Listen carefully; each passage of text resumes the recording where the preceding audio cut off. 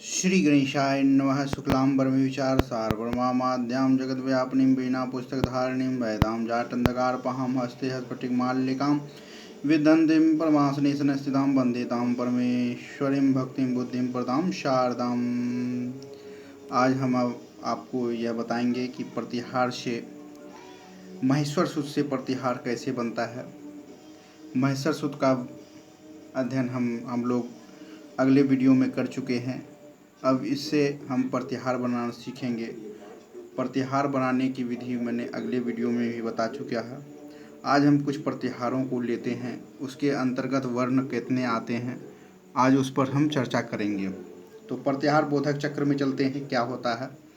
तो पहले महेश्वर सूत्र हम देख लेते हैं।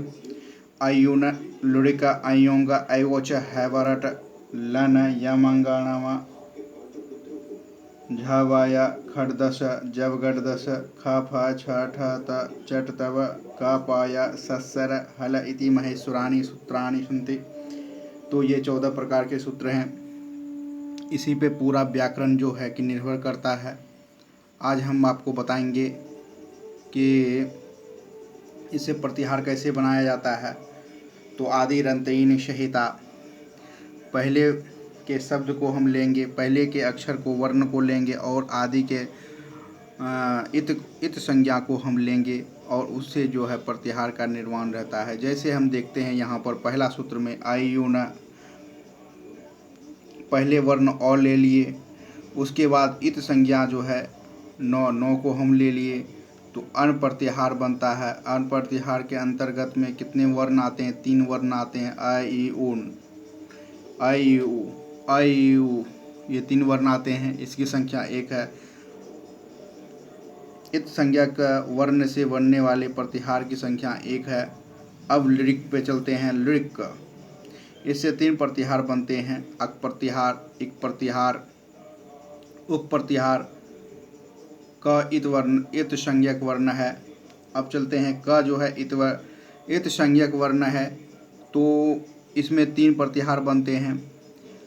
अक प्रतिहार में अ ई उ लृ री लृ, अ ई उ लृ री लृ, 5 वर्ण आते हैं।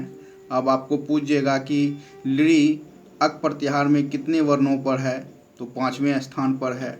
अब आपको पूछेंगे क्वेश्चन में कि अक प्रतिहार में कितने वर्ण हैं, तो आप उसका उत्तर बताएंगे। अब इक प्रत्याहार में चलते हैं। इक प्रत्याहार में ई उ लृ री लृ, उक प्रत्याहार में उ री लृ, ये 3 प्रत्याहार बनते हैं। इत संज्ञक वर्ण क से 3 प्रत्याहार बनते हैं, 3। अब प्रत्याहार इत संज्ञक वर्ण क्या है? यह जो है मदद करता है किसमें? यह सहायता करता है प्रत्याहार बनाने में, इसलिए इसे इत संज्ञक वर्ण कहते हैं। अयोंग में अंग से सिर्फ एक ही प्रतिहार बनता है, अंग प्रतिहार की संख्या 1 ही है।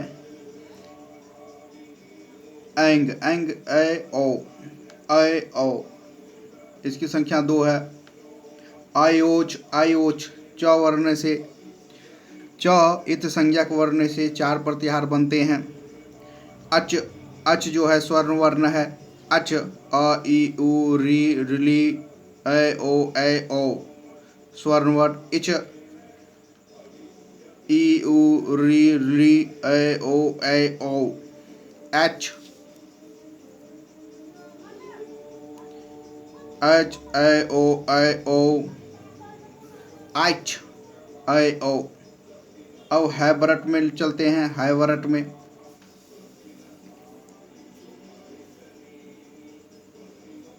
देखिए, हैवरट में चलते हैं। 8 प्रत्याहार में चलते हैं।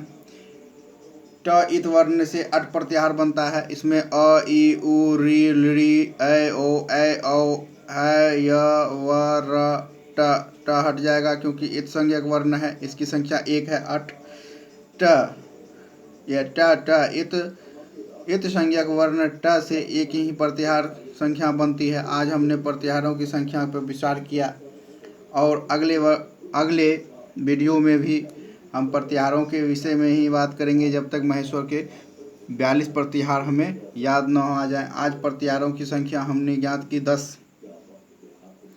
1 3 4 5 4 9 1 10 प्रतिहार की आज हमने डील की। अगले वीडियो में प्रतिहारों की संख्या बढ़ेगी और महेश्वर सूत्र की भी संख्या बढ़ेगी। आज आप इतना ही कंट्रोल करें। एक बार शॉर्ट स्क्रीन ले लें शुरू से अंत तक, देखें देखें देखें देखें देखें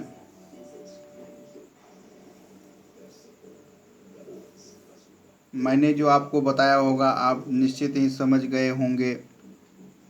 और इसमें जो प्रक्रिया है अच प्रत्याहार लिखने की, स्वर वर्ण लिखने की, तो अच प्रत्याहार अच अगर हम लिख देते हैं तो स्वर वर्ण लिख देते हैं। आगे के वीडियो में आपको बताया जाएगा कि प्रत्याहार की क्या ज़रूरत पड़ी। इसका जो है अगले वीडियो में ही बताया गया है कि प्रत्याहारों की क्यों ज़रूरत पड़ी गई।